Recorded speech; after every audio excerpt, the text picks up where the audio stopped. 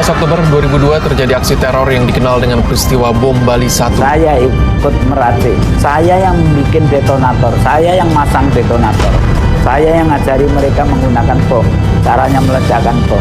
Jadi saya yang banyak terlibat. Menjatuhkan pidana kepada terdakwa Ali Imron bin Hanur Hasim dengan pidana penjara seumur hidup. Where does it say in the Quran you have the right to kill innocent people? This page. You're twisting your religion completely. No, not this thing. Yes, you are.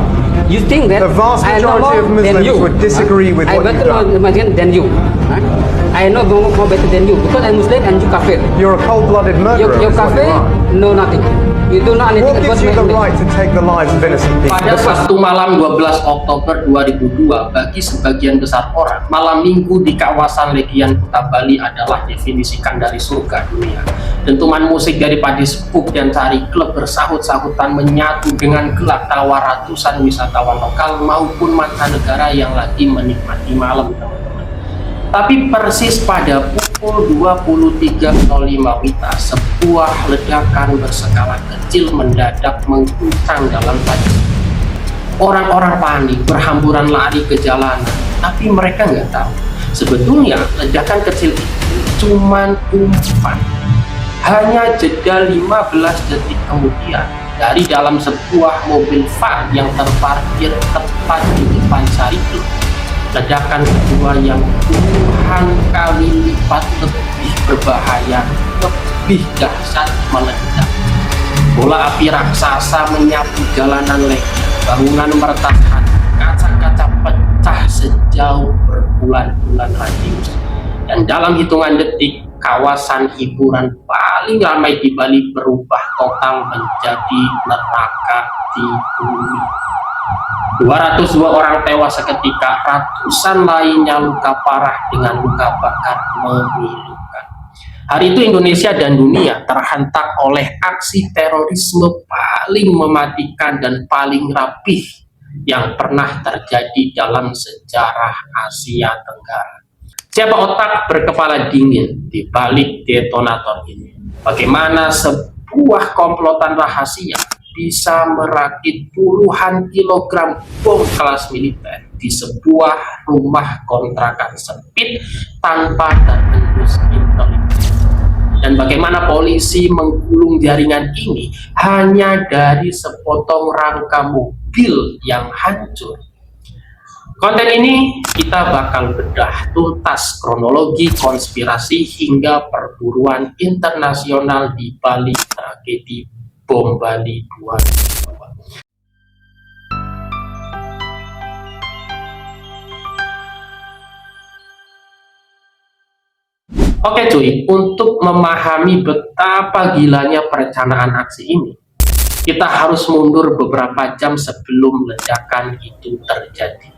Kita harus paham bahwa tim eksekutor lapangan malam itu dibagi menjadi beberapa titik sasaran.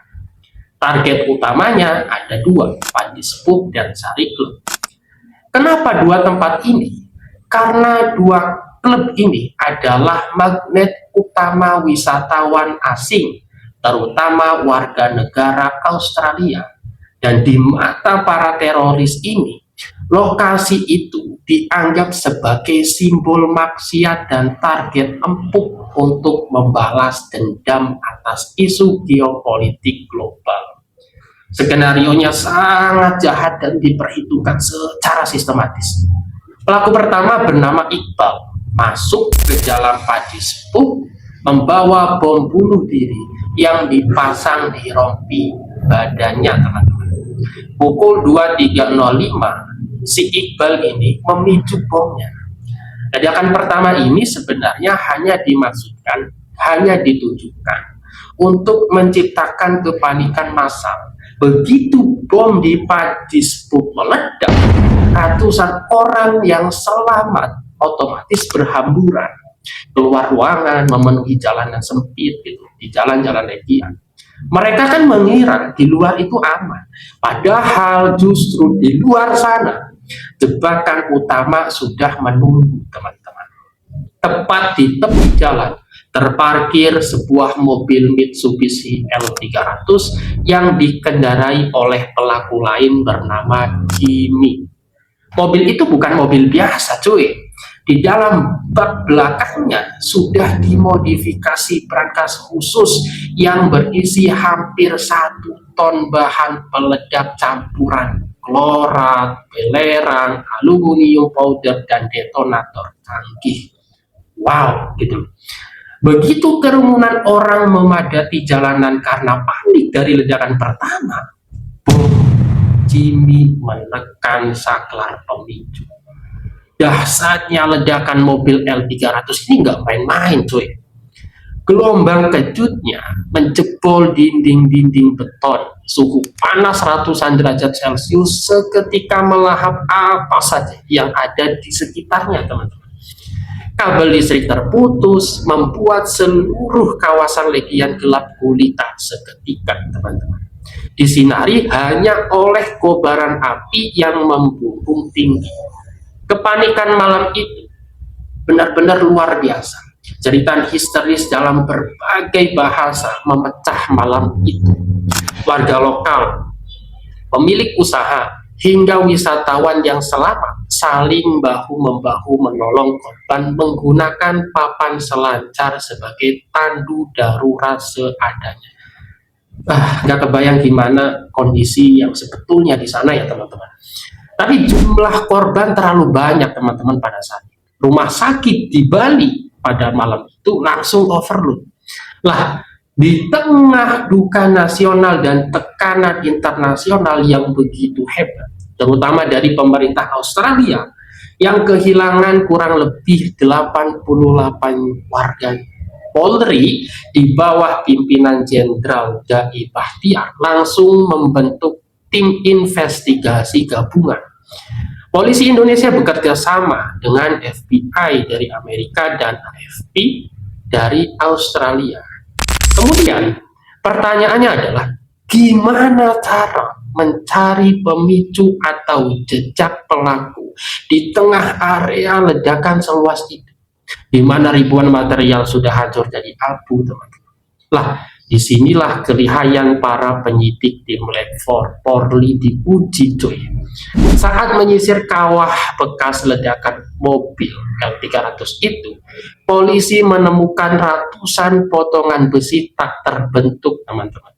Tapi ada satu potongan besi kecil yang menarik perhatian, yaitu adalah potongan rangka mobil dan blok mesin yang terlempar belasan meter. Meski kondisinya sebetulnya sudah sangat hangus dan penyok berat, tim forensik dengan teliti membersihkan jelaga hitam pada potongan besi tersebut. Dan boom, mereka akhirnya berhasil membaca nomor rangka dan nomor mesin mobil tersebut, teman-teman. Kemudian langkah ini menjadi titik balik paling krusial. Polisi langsung melacak nomor rangka itu ke pabrik perakitan, lalu menelusuri rantai kepemilikan mobil tersebut, cuy. Dari pemilik pertama dijual ke pemilik kedua sampai akhirnya bermuara ke sebuah showroom mobil bekas yang ada di Jawa Timur, cuy. Dari showroom itulah polisi akhirnya dapat nama pembeli terakhir mobil L300 tersebut. Seorang pria asal desa Tenggulun, Lamongan, Jawa Timur, namanya Amroji bin Nur Hashim. Hanya dalam waktu kurang dari 1 bulan setelah kejadian itu, tepatnya 5 November 2002, tim reserse memburu Amroji dan menangkapnya tanpa perlawanan di rumahnya di Lamongan, teman-teman. Tapi saat ditangkap dan diperiksa, ada satu hal yang bikin publik dunia geram sekaligus heran. Di depan kamera wartawan dan pejabat kepolisian pada saat itu, Amroji malah melemparkan senyum lebar. What goes through your mind when you look at those pictures? Pikirnya, What do I think? Thank God. Do you not look at that and have any shred of regret at all? sama sekali tidak akan bisa. No regrets whatsoever. My message for Australians: Don't you come to places like that ever again. I'm sure that my colleagues will abominate it. Menjatuhkan pidana kepada terdakwa Amrozi bin Hanur Hasim dengan pidana mati.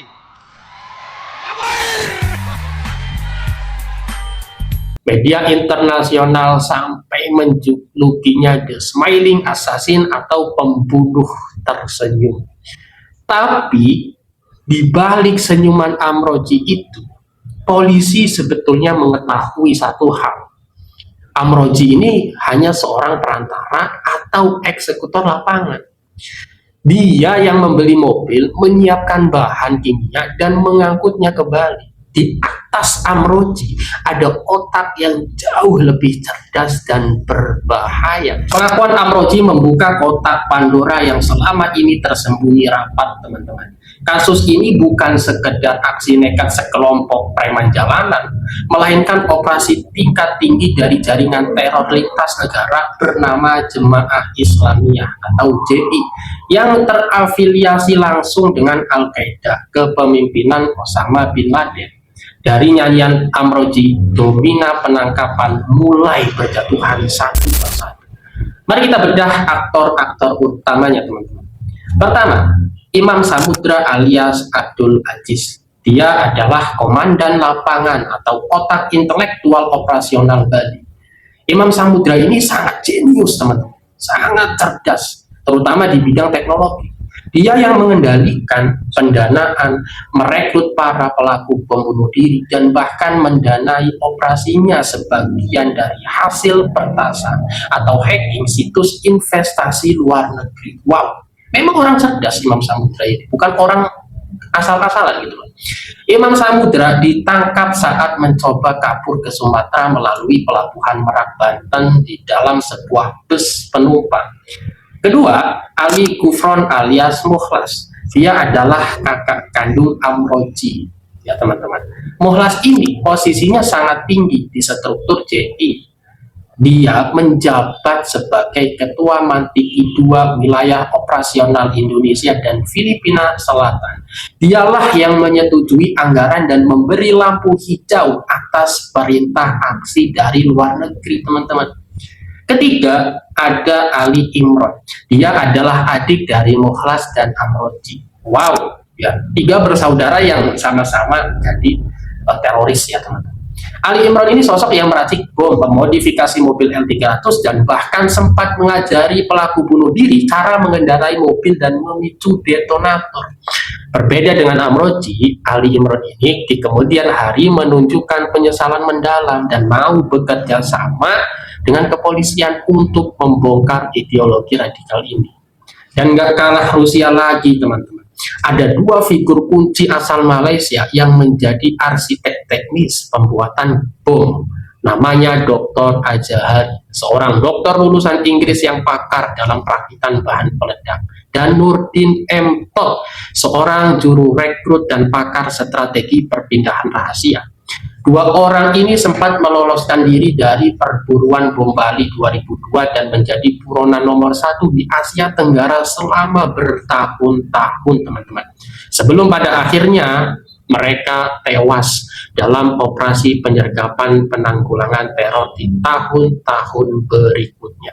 Nah cuy, pertanyaan paling mendasar yang sering muncul di kepala kita adalah, sebetulnya dari mana kelompok ini bisa dapat dana begitu besar buat membeli berkuintal-kuintal bahan kimia, menyewa rumah kontrakan di Denpasar, membeli kendaraan dan operasional lintas pulau? Jawabannya ada pada sosok bernama Encep Nurjaman alias Hambali. Hambali adalah penghubung utama antara Jemaah Islamiyah di Asia Tenggara dengan pimpinan pusat Al-Qaeda di Timur Tengah. Berdasarkan dokumen intelijen internasional, Hambali menerima kucuran dana puluhan ribu dolar Amerika Serikat langsung dari Al-Qaeda yang dikirim melalui transfer sistem hawala dan kurir-kurir rahasia. Uang tunai tersebut kemudian diserahkan kepada Mukhlas dan Imam Samudra di Solo dan di Jakarta, lalu dieksekusi oleh Amrozi dan kawan-kawan di Bali. Motif mereka apa sih? Dalam persidangan, para pelaku secara terbuka menyatakan bahwa aksi teror ini adalah bentuk perlawanan dan pembalasan dendam atas keterlibatan Amerika Serikat dan sekutunya, termasuk Australia, dalam perang di Timur Tengah, khususnya invasi Afghanistan pasca peristiwa 9/11, teman-teman. Namun, cara yang mereka tempuh dengan membantai ratusan warga sipil tak berdosa yang sedang berlibur itu jelas merupakan kejahatan kemanusiaan yang luar biasa, ya, yang tidak bisa dibenarkan oleh ajaran agama maupun hukum manapun di dunia, teman-teman. Pada tahun 2003, Pengadilan Negeri Denpasar menjatuhkan hukuman mati kepada 3 pelaku utama, Amrozi, Imam Samudra, dan Mukhlas. Sementara Ali Imron dijatuhi hukuman penjara seumur hidup karena bersikap kooperatif. Tepat pada tanggal 9 November 2008 tengah malam, Amrozi, Mukhlas, dan Imam Samudra dieksekusi mati di hadapan regu tembak di Lembaga Pemasyarakatan Nusa Kambangan, Jawa Tengah. Teman-teman, tragedi bom Bali 12 Oktober 2002 bukan sekedar catatan kelam dalam buku sejarah penegakan hukum kita. Tragedi ini menjadi titik balik besar bagi bangsa Indonesia. Pasca kejadian ini, pemerintah Indonesia sadar bahwa ancaman terorisme adalah fakta nyata yang sangat merusak. Dari puing-puing reruntuhan Sari Klep itulah lahir unit kepolisian khusus yang kelak kita kenal sebagai Detasemen Khusus 88 Anti Teror atau Densus 88. Serta diperkuatnya Badan Intelijen dan Undang-Undang Tindak Pidana Terorisme di Indonesia. Hari ini, jika kalian berjalan-jalan ke Jalan Legian, Kuta, kalian akan menemukan sebuah bangunan monumen megah bernama Monumen Ground Zero Bali. Di monumen itu terukir 202 nama korban dari 21 negara, teman-teman. Monumen itu berdiri bukan untuk meratapi dendam atau mengingat kekejaman para pelaku, tapi sebagai pengingat abadi bagi kita semua bahwa paham radikalisme dan ekstremisme tidak akan pernah membawa kedamaian. Tragedi ini mengajarkan kita betapa mahalnya harga sebuah perdamaian dan toleransi, bahwa perbedaan pandangan tidak boleh diselesaikan dengan tumpahan darah orang-orang yang tak bersalah.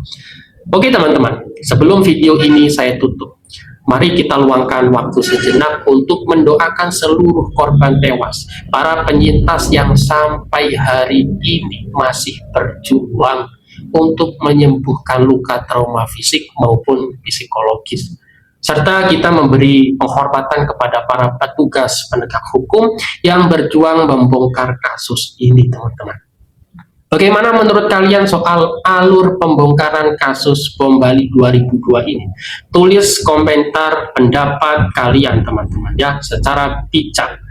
Jangan lupa untuk klik tombol like, share video ini ke teman-teman kalian agar kita sama-sama belajar dari sejarah, dan pastikan kalian sudah subscribe serta menyalakan lonceng notifikasi supaya nggak ketinggalan bedah kasus gila lainnya di Indonesia.